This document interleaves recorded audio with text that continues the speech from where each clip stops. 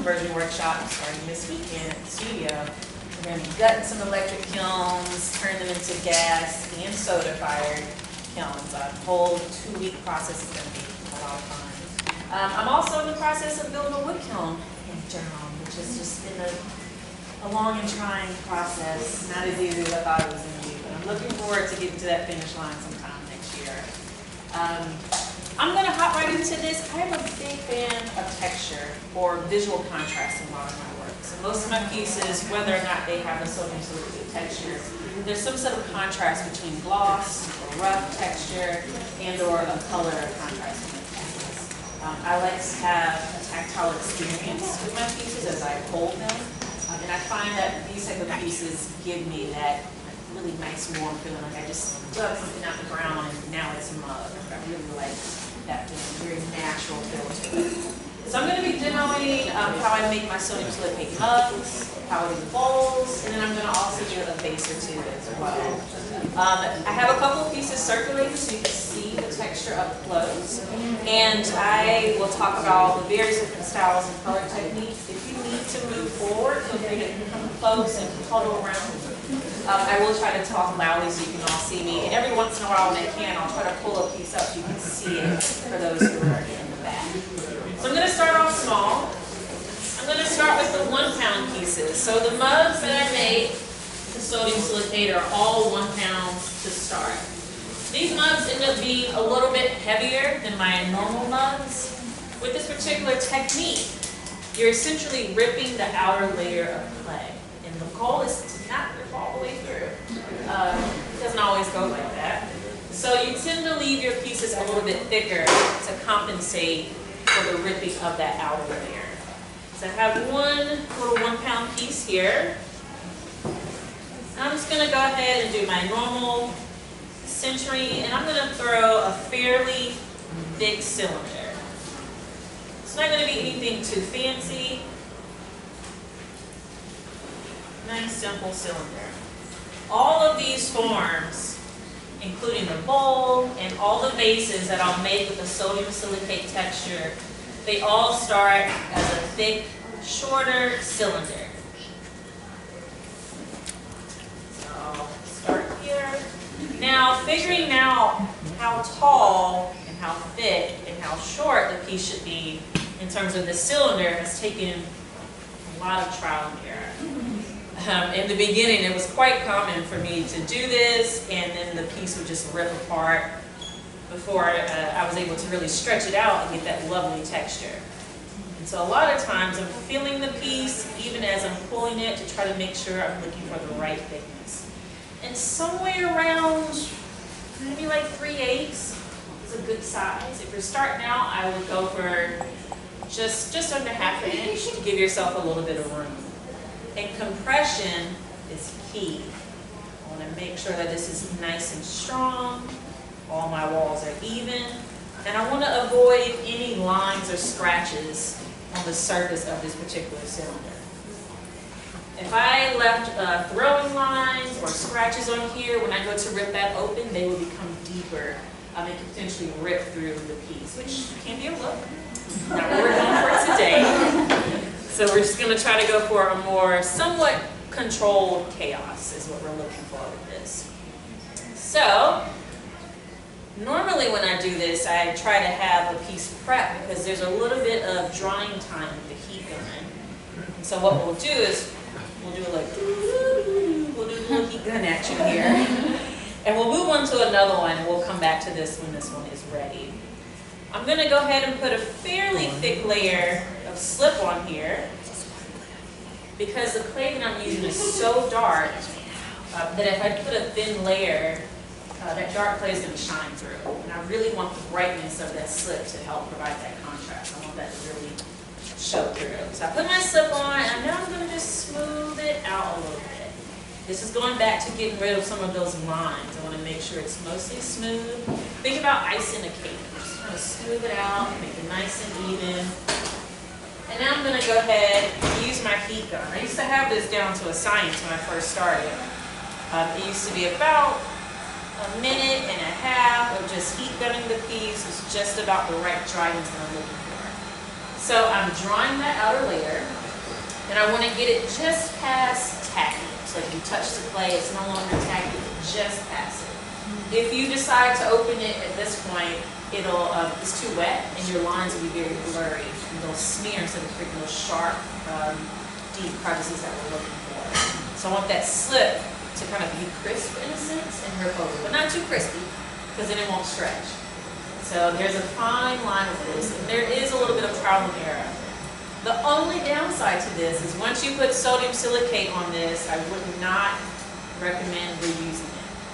So when your clay has a sodium silicate on, and you can re-wedge it, you can throw it, but there'll be chunks of clay that won't dissolve and mix back into the clay body, and that's the sodium silicate itself. So typically when I have a piece that's ruined and I kind of tore through it, if I can't patch it up and save it, it just goes right to the trash. So that's a little bit of a struggle when you're starting out, so maybe start out small and for 1 pound, so that way you're not losing as much clay. Or use your recycled clay. It's a good way to use your recycled clay. And that way it's not so much of a loss if something doesn't work out.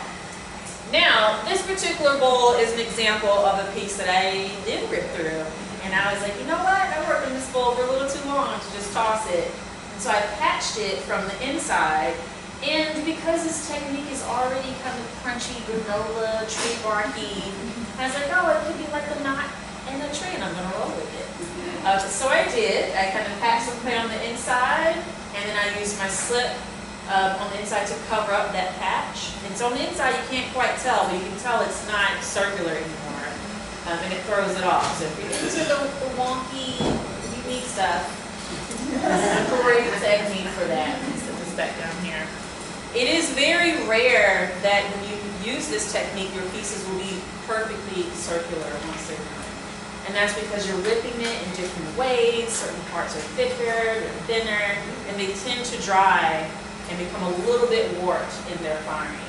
And so even with my larger bowls that I have back here, they are not perfectly round. And that just happens because they're just drawing differently, and there's so much change in thickness in it. I find that the vases do the best in terms of not warping. They tend to be very uniform when they dry up, because they tend to have a tighter opening at the top. So what I'm doing here is I'm just slightly tapping this. And so before I was tapping it and I got a little bit of a slip on my hands. I don't mind my fingerprints up here, or better yet, I don't want to spend the time to clean it up, so I'm just going to leave them there. There's a stain that I put on the pots in this fire that's going to cover that up and give it a little bit of aging. And that's what all of these have on the outside. It's kind of patina finish, so it darkens the crevices and highlights them a little bit more. So what I'm doing here is I'm just touching the pot. So now I can openly touch this with no slip coming off. It's nice and even, and it's just past tacky. So you want to constantly touch it. You can also visually look at it. Once it starts to dry, it'll lose that sheen, and so it'll go from being slightly shiny to a little less shiny, and then that's where you want to start trying to touch it to see if it's ready for your sodium silicate. Now, you don't have to use the slip. I like it because of the color contrast, but you can just put sodium silicate directly onto your clay body, and I left that example over here, but I have a bowl on this table that's just the raw clay that I use with sodium silicate. I believe it's orange stone, and we fired it at the wood kiln at Cedar Creek Gallery years ago. So it's one of my oldest sodium silicate pieces that I have. Yeah, that one. It's from our early days of doing the bowls. Yeah. So I don't know if you know Alan Bennett, but that's one of the pieces I fired with Alan Bennett out at Cedar Creek. So your sodium silicate, you only need a thin application. Too thick and it kind of becomes goopy, and as it dries, this tightens, and if it's really thick, you'll see the literal texture of the sodium silicate on the piece. And then this only needs about 20-30 seconds, and again, we're good to go here. You don't need to dry the sodium silicate too long. You just want it dry enough that it stays on the pot. So, I find that the best results happen if you let it sit. So when I do production, when I'm doing a whole bunch of these mugs in one day, I have 4 line up at one time. So I'll do 4 cylinders with the slip, sodium silicate, And then I will pull them back on here and start back down the line to open them up. This gives the sodium silicate time to really penetrate the clay and give you deeper textures. So this bowl that's going around is a piece where I did not do that, because this was in the early days, and so the lines aren't as deep and or as intense as my other pieces. So now, I always let it sit so that I can get some more lines that form. So this one I'm going to move a little bit quicker. And if anybody has some questions while I quickly run through this one, feel free to ask. What kind of clay are you using? This is Standards 308 Brooklyn Red. I got this from Ceramica. Love Ceramica. I love a red clay body. For a while I was using the Star Red. Unfortunately I just can't make that trip down there as much as I need the clay. So with our classes, we use about 4,000 pounds every 6 weeks, and my van just cannot take that trip to Star every 6 weeks. I max out the load, which is 1,000 pounds, so my shocks are not happy. So Ceramica is a lot closer, so it's easier for me to get the clay that I need. I'm a big fan of grog clay as well. This is a fairly groggy clay. I love the rich, warm tone. You heat gun each piece then? I heat gun every single piece. There's no such thing as just throwing the piece, letting the room dry to a point where you could do the steps that you're doing? You could.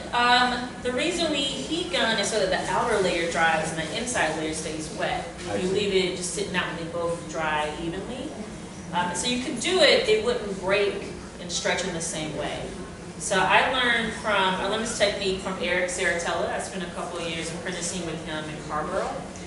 And he used this technique, but he used like a mini blowtorch, which meant the outer layer got very dry. And what he would do is, when he would open it, his pieces would rip open kind of like if you saw the desert ground. Big, square chunks, deep crevices. So it was more pronounced than what I have here, which is like a subtle cracking process. So I think that if you left it sitting out in room temperature without the use of a heat gun, you would probably get more of those deeper, larger chunks instead of more of a uniform weight. Which is also, it's still perfectly fine. You could try both techniques. I know some people who use a hair gun, which again doesn't break, doesn't dry as much. So it may not be quite as uniform, again, as the heat gun might be. I'm going to do this one with a red, because why not? And I'm going to do this one only on the bottom. So I want to have this as a piece that has a blend of the texture and also an area where I'm going to have a nice smooth place on the top. So I'm going to come around. I'm going to smooth out that slip that I applied. And I'm going to use my gun.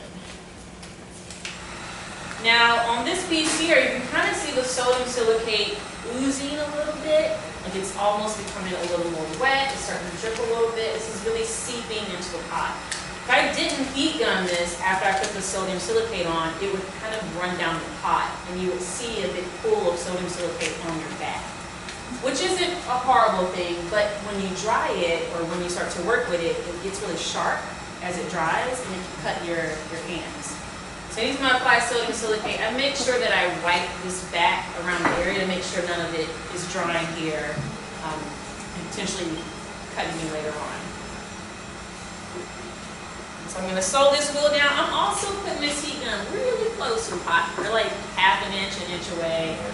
Again, I learned from a guy who used the blowtorch, so being pretty close is not really an issue. You want to make sure that your wheel is constantly spinning. I'm not going to halt anywhere. If you do, it'll just dry that one area, and you'll find that when you go to open, you'll have one section that won't want to open with the rest of your clay. It'll be really stiff, which can be a look. Again, this is all very natural and organic. It can be really nice if you do it that way. You can also apply this on your pot, and instead of using the wheel to open, take your piece off, put it on a banding wheel, and use your hand to manually open it and push out. And maybe I'll do one like that later. But that way you have a little more control as to where the sodium silicate can crackle. So maybe you have one section that crackles and one section that stays smooth. So you can decide from there what you like. So now I'm going to start tapping this. Just about there. The bottom's a little wet. And I can feel it just slightly giving way a little bit. So I'm going to focus just on the bottom. And actually, for the sake of the demo, I'll leave one that's a little on the wetter side so you can see how that looks. Also, another reason we do the sodium silicate is so that when we do the heat gun, is so that when we put the sodium silicate on top of the slip, it doesn't smear and don't end up with a bunch of slip on my sodium silicate. Now, I've had this container for a little while, and as you can see, it's a little murky. Normally, it's very clear. Still usable. I try to avoid getting those chunks on a fresh pot. But your sodium silicate can work even if it's been contaminated a little bit by your slip and or clay. So when you wash that brush, do you have to watch out that it doesn't crystallize and get your fingers? Yeah, I want to wash it out soon. I have like worked and forgot and came back and it's just stiff. So hot water will dissolve it and it'll be perfectly fine after that. But it will be sharp and just completely stiff afterwards. And so sodium silicate essentially disrupts the particles of your clay, and so it helps to make them kind of separate a little bit, so they're a little more inclined to just be like, oh, we don't need to hold hands anymore. And so this just helps to get a nice crackle pattern. You don't have to use it, but it provides more of a uniform feeling. So now that the piece is ready, I can't mess up the outside. So now I'm going to throw this using one hand and not touching the outside at all.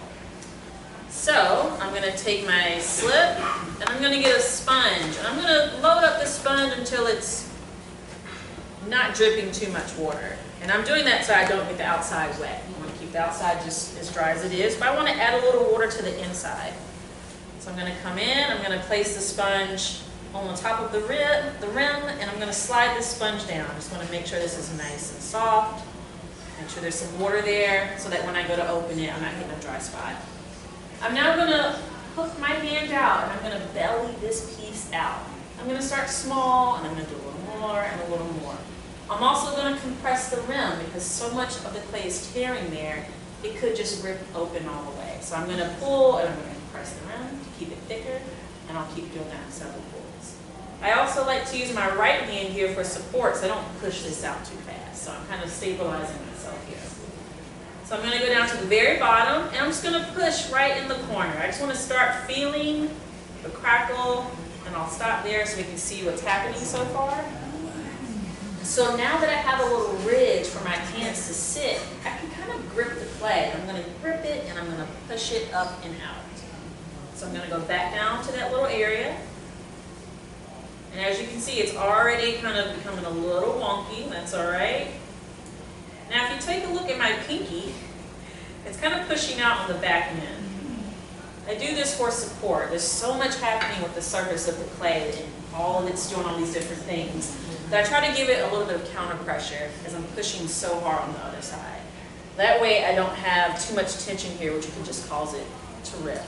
So I'm going to come back in, get some more water here, place the water everywhere. I'm going to compress the rim a little bit. I'm going to go back down to the bottom. I don't want to belly out the base too much, but I want the top to be a little bit wider. So I'm going to focus on my pressure. Now I'm pushing, but I have a little bit of a light touch. And it's light because if I feel the clay giving at any moment, I want to stop before it actually tears. If it's just about to tear, we can patch that real easy. We won't see it from the outside, we'll be good to go. If I completely rip through it, then that's a little bit harder to fix up. So I'm going to compress this rim again. I want this rim to be a little bit wider. So I'm going to come out, I'm going to start working just from the middle and push out a little bit more. I feel a little bit of an area that's giving me a little bit of resistance.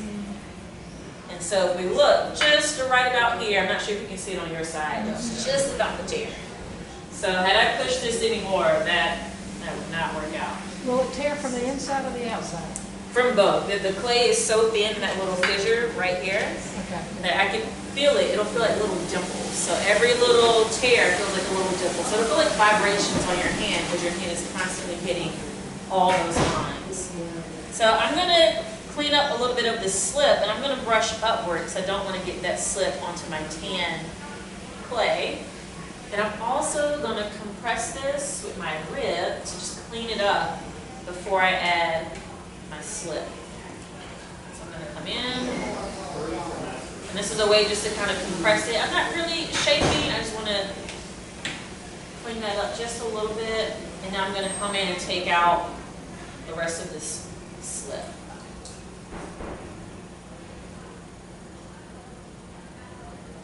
So that's the piece, but here we're going to add a little bit of some texture on the inside. So why not? So these type of bowls, they also remind me of like geodes, where they have this really rough texture on the outside and then this super glossy, smooth texture on the inside. And so because I have this rough red clay, my translucent glazes don't show up very well on it. But I still like the way they look on the red clay. So I'm going to apply some of the white slip, and I'm going to create a pattern on the piece so I can get some of that red clay showing through, but also the brightness of the white slip. So I cape this on, being very generous. And I can come around with the rib. Actually, we're going to use the back end of this. And I can just start gently tapping the slip. I'm going to slow the wheel down as I get a little bit taller.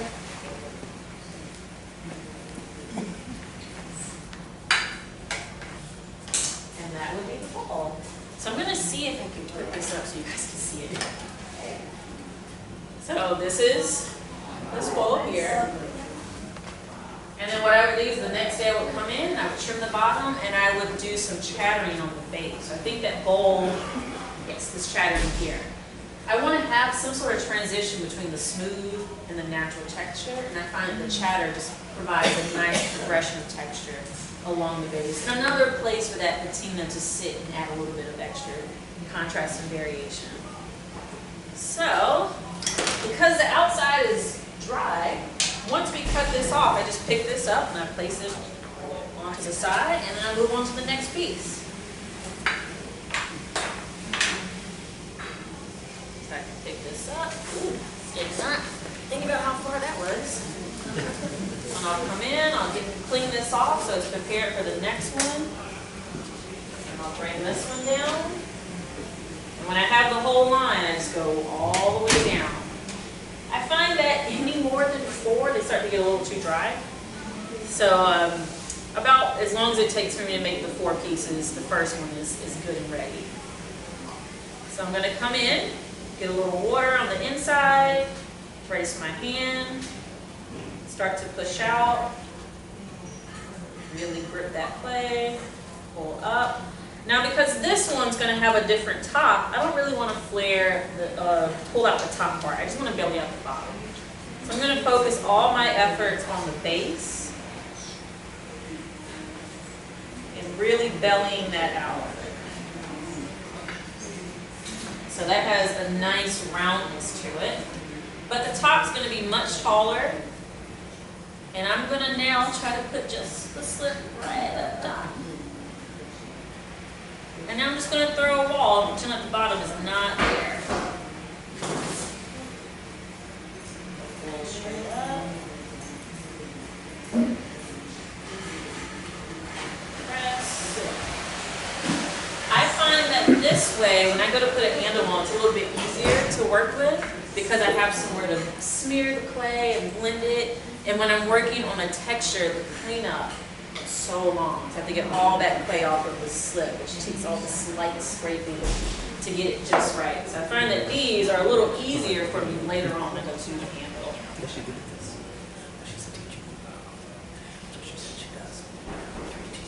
So we'll see if I can get one more little pull. A little more height. A good barrel mug is really nice in like the winter.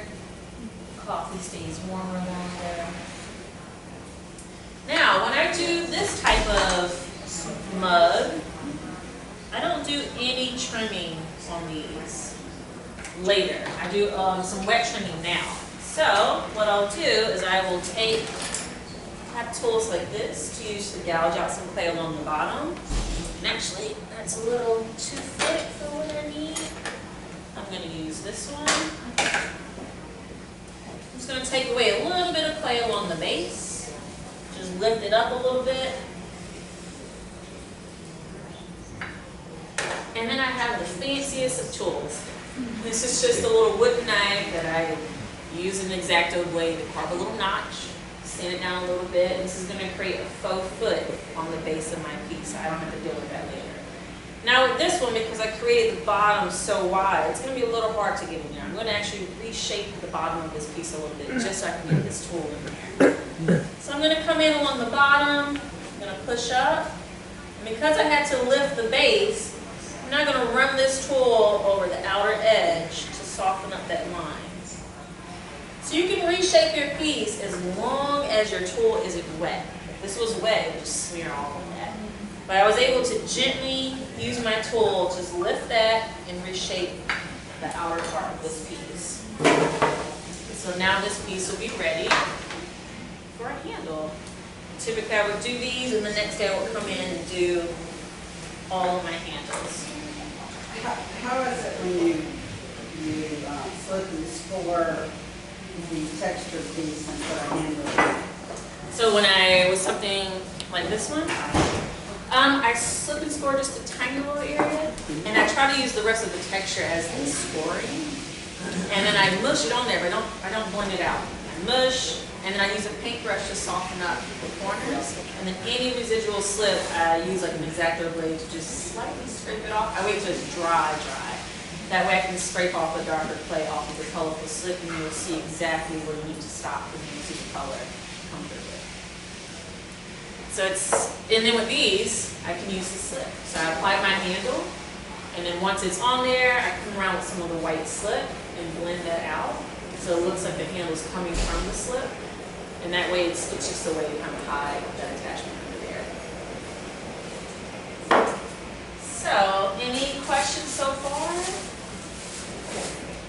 Alright, I'm going to throw a vase so we can see something a little bit taller. I'm going to decide how big we should go.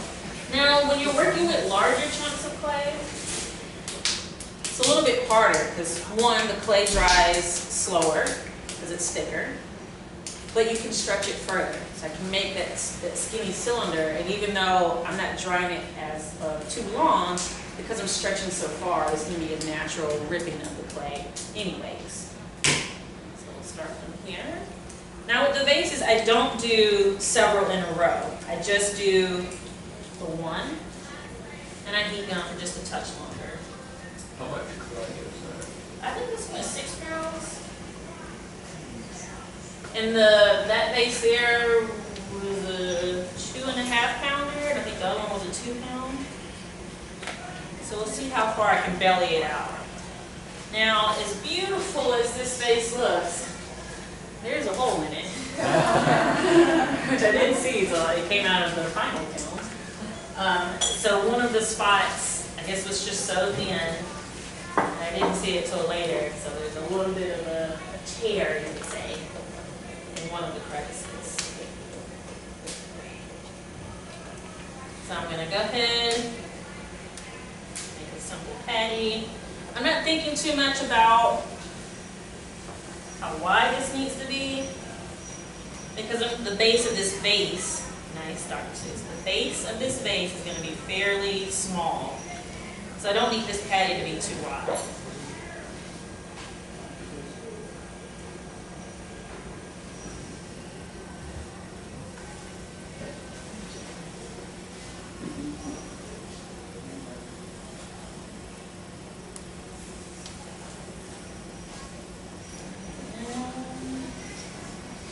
Working out today.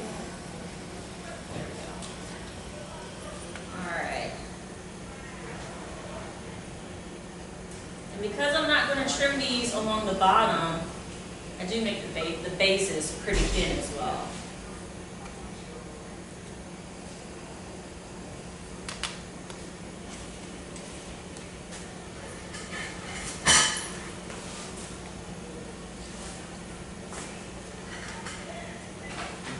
I'm going to open up a little wider than I want this piece to be when it's finished, but I can always bring it back in.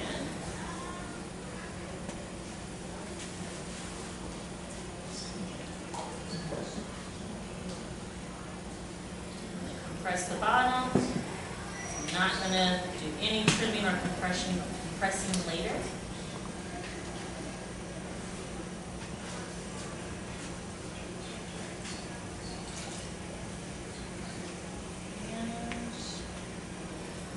Now, when you're working with larger pieces, you want to be careful that when you're pulling this amount of clay, you don't want to pull the back off of the wheel head or pull your clay off of the back. So when I do these pulls, I have the back end of my hand slightly pressing down. So it's two things. It keeps the clay in the back on the wheel, but it also compresses your rim as you pull. So I do that for as long as the height of the clay will allow me. And then once I get this height, it doesn't compress as much. I'm going to try to keep this very narrow.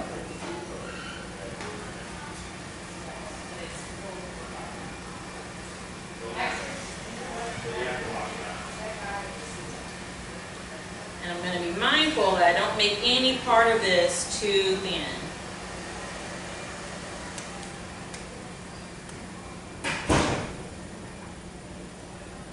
Mostly uniform piece of clay.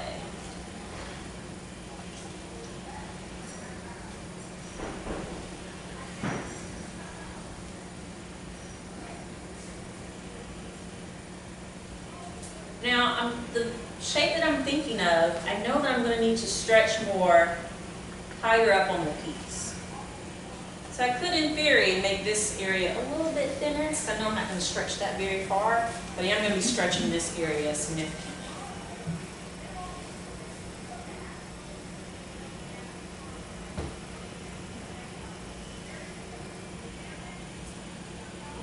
And I'm going to get just a little more height.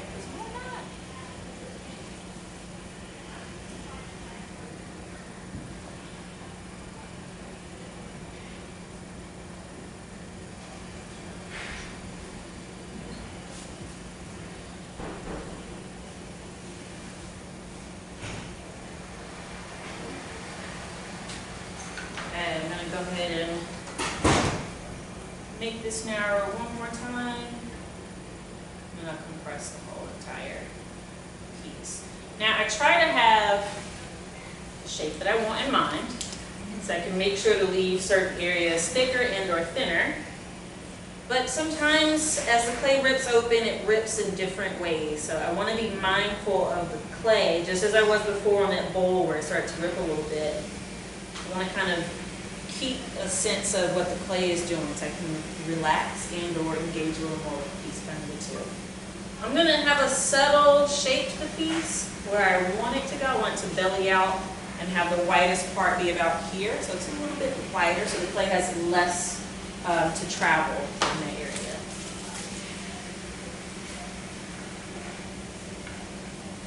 And for this one, I'm just going to do the sodium silicate directly onto the clay.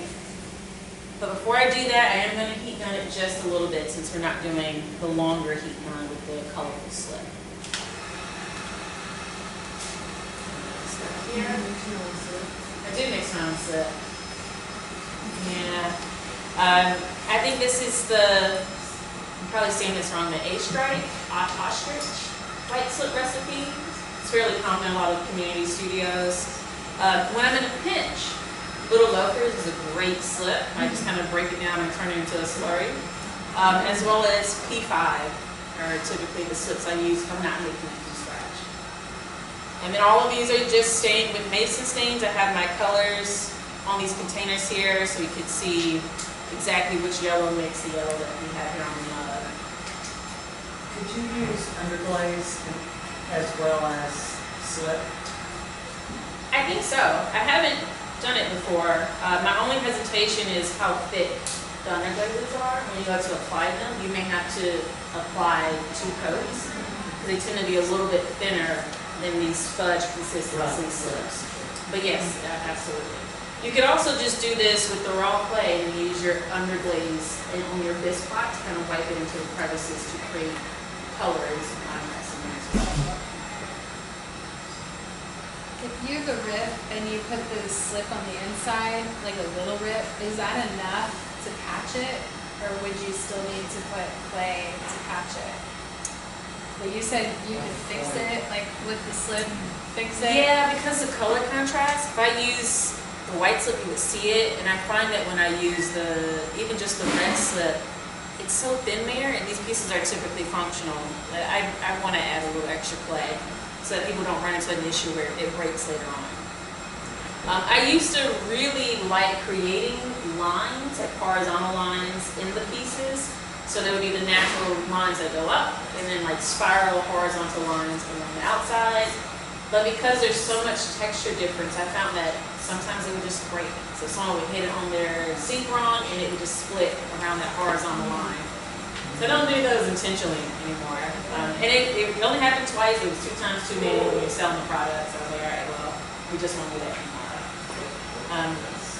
And I may do that on this one where I can do a little bit of texture so that there's a different type of texture and your sodium silicate texture as well.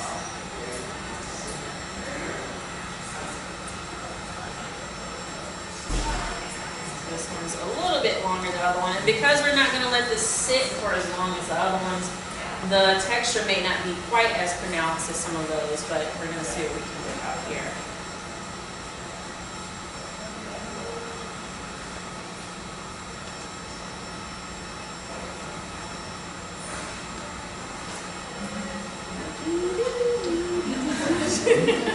Maybe while you're waiting, I was in the restroom in the very beginning, so I might have missed it. Could you talk about like the workshops at Oh yeah, you your did miss it, 'cause I talked about Jared's coming this weekend. I know. Yeah. Yeah, so I mean, with running a community studio, like really the key is diversifying your classes. So we try to offer so many things. So Jared's a potter from Seagrove, and this year, he did a bunch of talks about his kiln conversion at Masika, the pottery conference that's in Seagrove every year. And so we got him to come up, and we're going to gut some kilns and convert them, as well as we do a ton of raku firings. So we're restarting that after taking the summer off. It's too hot to do that in the summertime. And we do some raku workshops and raku classes. And with the classes, we fire twice, so you have like 3 weeks to make work, fire, and then another 3 weeks to make work, we'll fire again. So a lot of exciting things, hopefully, more than just the classes. Keep people interested. So now that we're ready to add some sodium silicate to this one, I have to decide where the sodium silicate is going to be in terms of where I want the crackle pattern and how much clay I need to create the top portion of this piece. So looking at how thick this is and how much clay I have here, this could be a substantial top to the base. So I'm actually going to bring it up just a little bit higher. And this should be enough to kind of get a little more height and bring it in a little bit, hopefully. We're going to bring this sodium silicate down. It's not a thick application, I'm just using what's on the brush. I had some drips, so I'm going to get those up before I start throwing. But I do want to make sure I have sodium silicate everywhere. Take a sponge, get the sodium silicate that fell down. And I'll heat it up for just a little bit. Now with this one, I'm going to move a lot slower because this is a lot more clay to work with. I'm going to do some slow shaping on the outside to kind of belly it out. This is probably going to be quite rounded, hopefully. Hopefully like a half-part shape if it doesn't collapse on me. And I'll just move a little bit slower with this one so we can shape it and not lose the piece to cracking and or kind of collapsing along this area.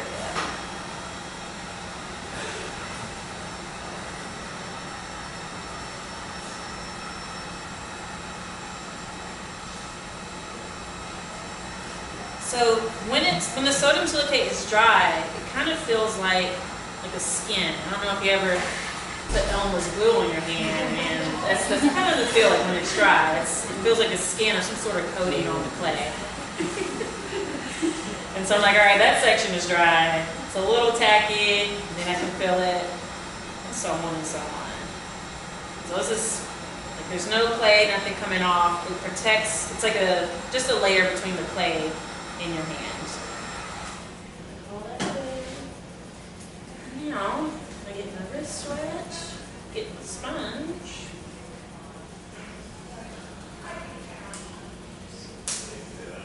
And I'm going to start getting the clay wet just from the rim all the way down. Now with this one, because I can't immediately use my pinky as counter pressure, I end up putting this part of my arm on the rim to counter on that side. And so as I'm pushing along the bottom corner, my forearm is pushing along the rim. Thank you.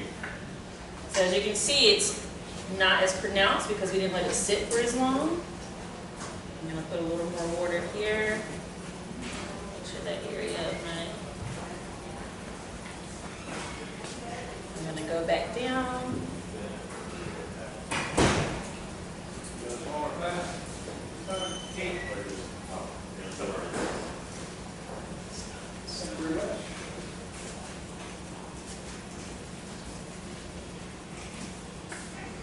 So we have this forming, and if you look right here, I have a little bit of a horizontal line. A couple of those are fine, as long as we don't connect all the way around, we come close to connection. And I find this breaks up the other pattern and makes it really nice. When they do happen, I like them, but I try to clean this up as much as possible. Why does it happen? I probably had a line from my rib or a throwing line that I didn't quite clean up, and that little tiny line will be really pronounced later on. So you want to have a smooth surface, or else it'll become a design part. It'll be exaggerated with the sodium silicate. So now I'm going to go back down to the bottom.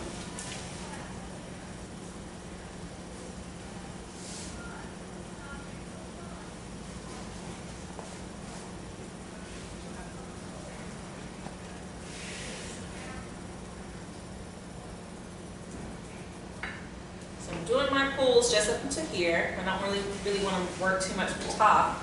But when you do that, these shoulders right in here, this becomes a problem area because the clay essentially starts to sit down. You want to make sure this doesn't become too flat. So on my next pull, I'll probably shape it, and if I get to about here and I see that this is really sitting, I'll stop. I'll come up with a rib and try to lift up this area. Sometimes that does mean smearing that part of the sodium silicate. I want to make sure the piece is structurally sound before I continue on. So I have no counter pressure on this side. So I'm going to come back.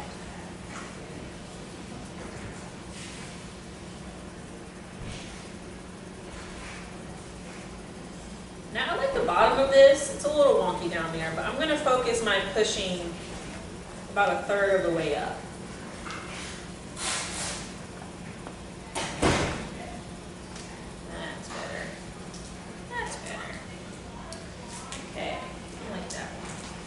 So now I can work on top. So I'm going to try to throw the top without getting any water along the base.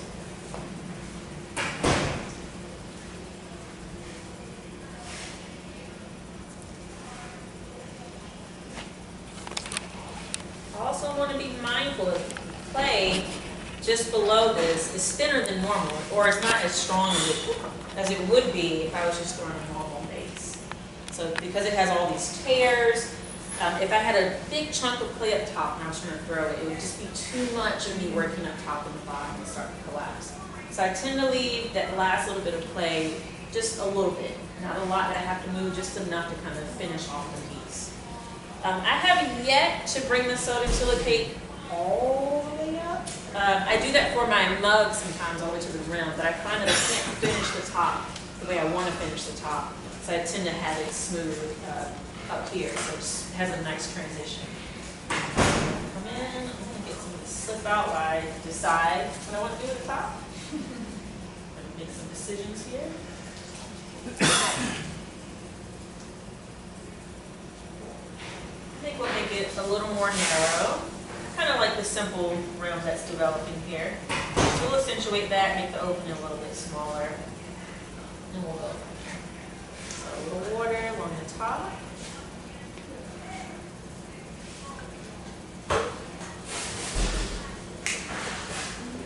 And then a little more pronounced. Thinning out the clay as well as getting some height. And then I'm going to try to make this rim a little more interesting.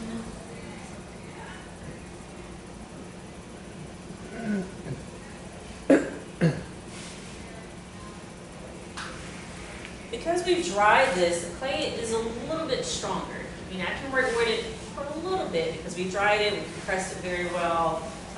But you want to finish it as quickly as possible again because this is barely holding. I'm going to just do a little, have a really subtle dip along the shoulder. So push out just a little bit, kind of correct that. And now I'm going to add some slip to the rim. I like that droopy, almost like dripping water on top of that tree bark. And so we're going to add some of that white slip and we're going to be really generous with it. I know I was just talking about not overstressing the clay, but we're going to put a lot of weight and a lot of water on the piece just at the very top. So you try to save room for you to do all the crazy stuff at the very end and immediately take it off the bill. So I'm going to go ahead and slap this on there. It's going to cover up some of the shaping, but I'm going to accentuate that again in a moment. So my goal is just to first get all of this slip up there. So I'm really just globbing it on. I want it to very slightly overlap the slip.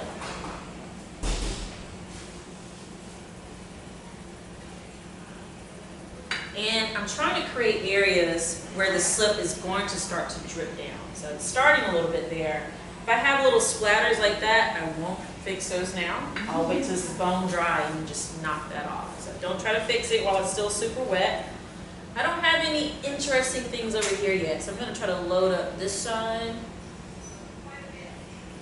And then I'm going to come in just above the slip and slowly start to press down. Just above it. It's a little too much. And we're just press down using our paintbrush here.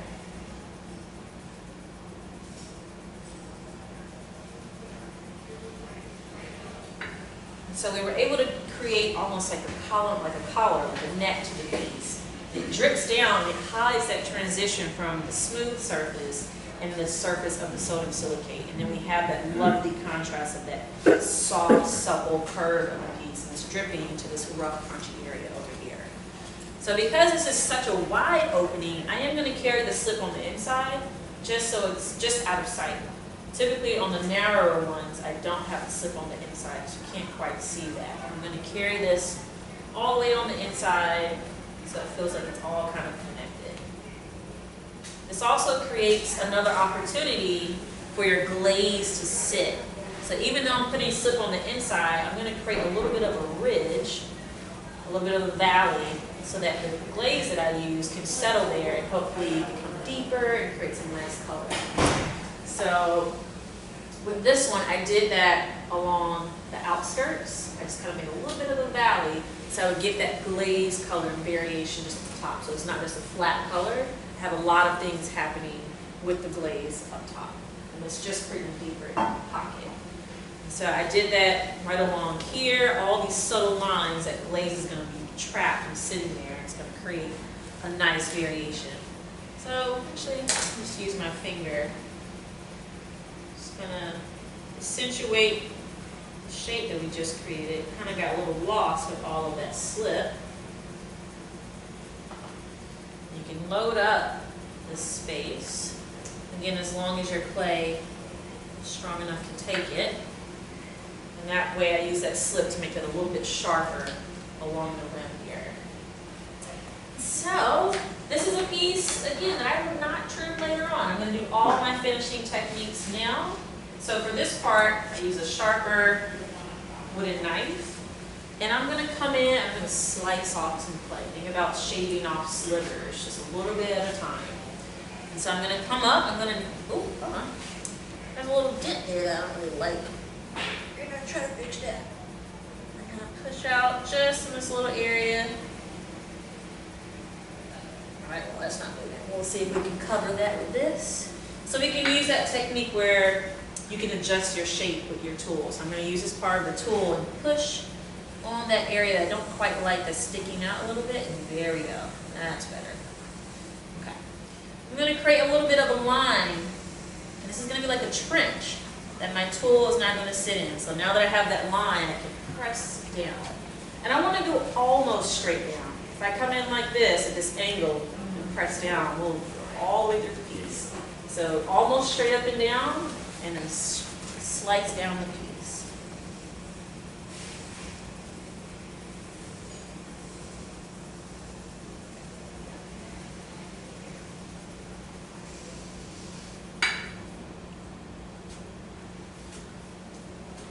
I tend to do maybe 2 or 3 passes, as much as the piece needs.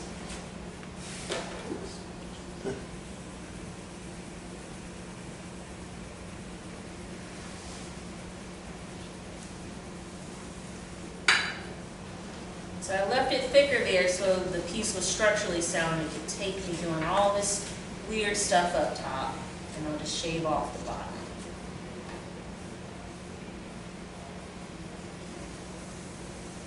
And depending on how thick you left it, you can do some reshaping along the bottom by pushing it in, or you can shave off a lot and create a little bit of a curve along the base. So sometimes if it's thick enough, you can just create a little bit of a subtle curve instead of it being straight along the sides. So it all depends on how much you left down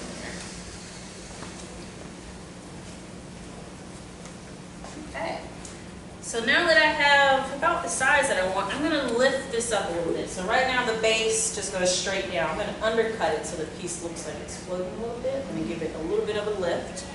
And all I'm going to do is just put this tool right along the very corner, along the bottom. So it's a little bit of a subtle lift, and now I'm going to be a little more dramatic and use my another tool if I can find it. It's amazing how quickly you lose tools. That one, there's a really sharp one, but we'll try to use this other one. Let's see if we can use this one. We lose tools all the time. We'll come in with it. So I'll just try to lay this as flat as possible.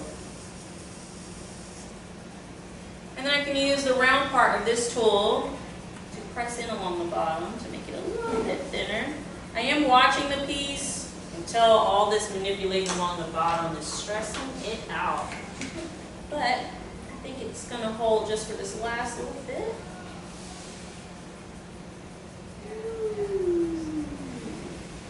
Okay.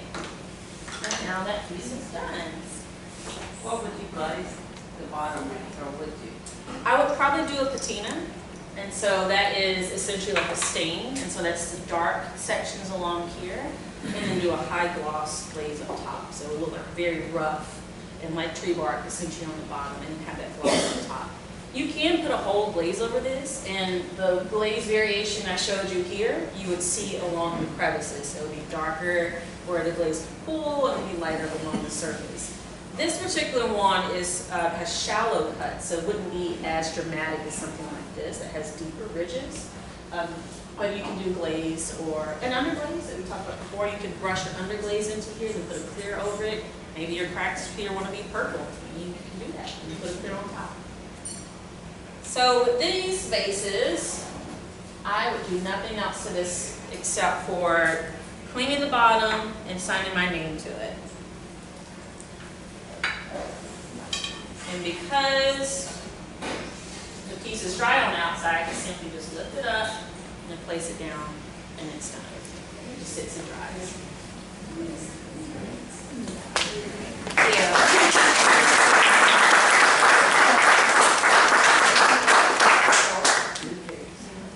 How are we doing on time? I think That was it? I don't even. Did you? No, it's 840 essentially. Yeah, I think we're good. I mean, I won't complain if you just keep it. Totally up to you guys. Is there something in particular you would like to see? I have some play to do another bowl, and or I could do some bases, or not. Either way. So when you glaze that, you're gonna glaze that with, you're gonna dip it, or what are you gonna? Oh yeah, the glaze is a lot. So I will put the patina here. I'll wipe it off, and then I will put wax just below here for about maybe 2 inches, and then I'll dip just the top and have the glaze on the inside. And that way I don't get any glaze along here when I dip the top into the glaze bucket. So there are several steps. When I do this, takes several steps to get this fire. So patina, wipe the patina off, wax, and then dip. This is actually 2 places up top to get this particular color. And we could also pass this around, see if you guys can spot the hole. Okay, comment. I've got a link that I moved the base and put $45. Oh, yes. Okay, just want to make sure. Yeah, absolutely. Thank you. Sorry. Oh,